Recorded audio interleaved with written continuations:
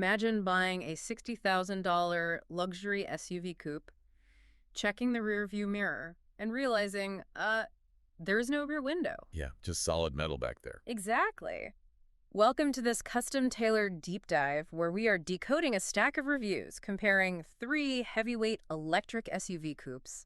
You've got the Polestar 4, the XPeng G6, and, the reigning champ, the Tesla Model Y. It is quite the lineup today. It really is. And honestly, I would absolutely go out on a date with you, but only if you roll up to pick me up in one of these 3. Oh, well, I will definitely make sure my garage is properly stocked then. Yeah. But you hit on something crucial with that missing window right away. Right, because it's not just a car design thing. Exactly. We have to stop looking at these purely as cars. I mean, they are rolling supercomputers now. Yeah. The battleground isn't just horsepower anymore. It's really about software ecosystems and the underlying battery architecture. So they're competing on operating systems, basically, which brings us straight to the Tesla Model Y. The income. Right. And it dominates because of that closed-loop ecosystem.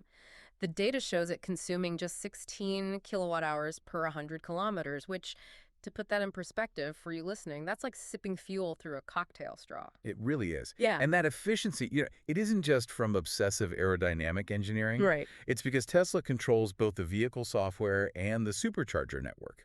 When you plug in, there's this flawless software handshake. Oh, so no third-party payment errors or anything? None of that. No failing modules. It literally just works. It's like an exclusive VIP club, like the car is your unforgeable wristband. You walk in, billing is handled automatically. Perfect analogy.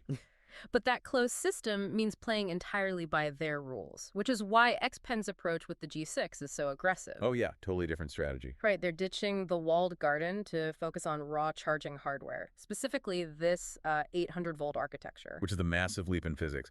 Going from a standard 400-volt system to 800 volts changes the game. Well, by doubling the voltage, you can push the exact same amount of power using half the current. Okay, and less current means less heat, right? Exactly. Because it's not fighting all that thermal resistance, the battery can swallow electrons at blistering speeds. We're talking 10 to 80% in just 20 minutes on an ultra-fast charger. Wow. Okay, that sounds incredible on paper. Yeah. But I have to push back here. Does that actually matter for the average driver right now? It's a fair question. Because relying on public infrastructure for an 800-volt charge is basically like showing up to a crowded public park on a holiday weekend and, hoping a grill is open. Are people paying for a charging speed they can't realistically use yet? You nailed it. That is the exact friction point right now. The infrastructure is absolutely lagging behind the car tech. Right. Buying into an 800-volt system today is a pure future-proofing play. You're betting that when those high-speed chargers inevitably become standard, your car won't be obsolete. That makes sense.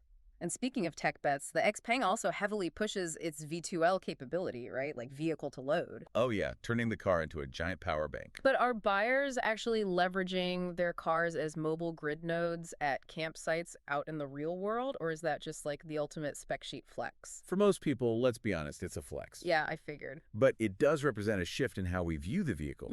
It's not just transport anymore. It's a utility asset for energy storage. But honestly, all that charging speed and grid utility doesn't matter if you hate sitting in the car. Very true. Which is why some buyers just want to abandon the gadget race entirely and focus on visceral emotion. Which brings us full circle to your opening point about the Polestar 4. Right. Premium Scandinavian design, native Google Automotive, and a wild 544 horsepower. Yeah, 0 to 100 in 3.8 seconds. But replacing the rear glass entirely with digital cameras is highly controversial. I was genuinely confused by that. Is it a stroke of aerodynamic genius to stretch out the roofline, or is it just an overly complicated tech gimmick waiting to break? Well, it's honestly a bit of both. Really? Yeah. By removing the glass, the designers push the rear header completely out of the way. So you get massive headroom and this luxurious cocoon-like space for rear passengers. Oh, interesting. All while keeping that sleek coupe silhouette. And the cameras do provide a wider view, especially at night. But looking at a screen instead of a mirror, that's got to feel weird, right? Absolutely. Your brain has to completely rewire how it processes depth perception. Wow. So what does this all mean for you listening? It really comes down to what you value. Definitely. The Tesla Model Y is your rational, seamless ecosystem. The XPeng G6 is your future-proofed hardware and tech flex. And the Polestar 4 is for pure aesthetic emotion and driving performance. Exactly. They represent three divergent bets on what the future of driving looks like. Yeah, completely different philosophies. And it makes you wonder, if our cars are increasingly defined by their operating systems and camera resolutions, are we going to start trading them in every 2 years just like our phones? That is a wild thought. Something to mull over the next time you see one of these rolling supercomputers silently glide past you. Thank you so much to everyone for joining us for today's deep dive.